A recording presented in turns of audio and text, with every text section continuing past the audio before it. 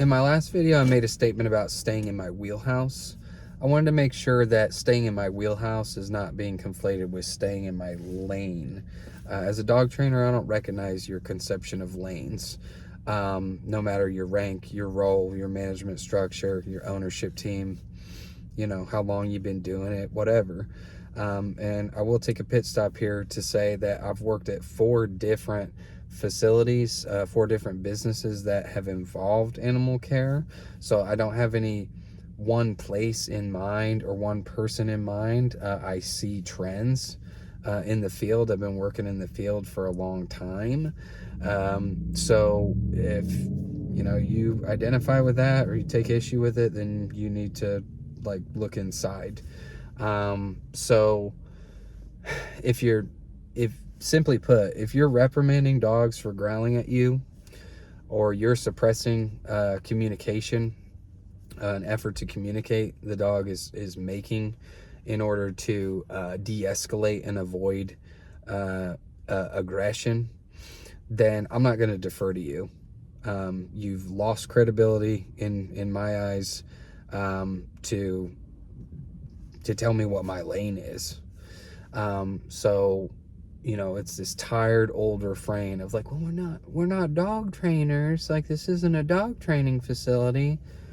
Okay, well, it's not a punishment factory either, but you'll notice that like people in animal care are all too willing to fall in a pattern of reprimanding and punishing than they are to reinforce behaviors that they like the dog doing, or that they are of the opinion the dog should be doing.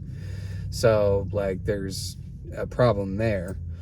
No, you're not a dog trainer per se, or in name or trade, but you do function as one, because every time you handle a dog or you interact with a dog, you're teaching them something.